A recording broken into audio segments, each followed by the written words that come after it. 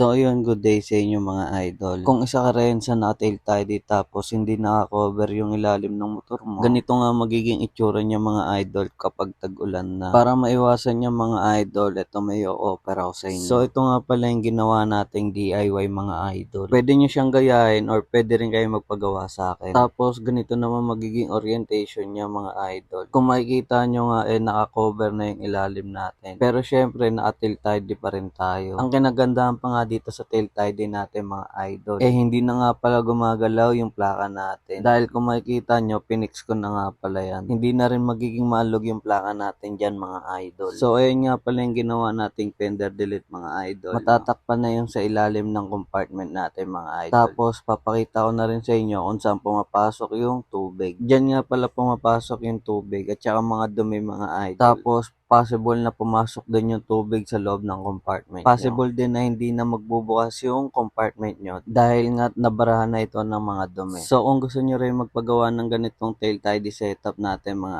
idol, PM nyo lang ako dyan.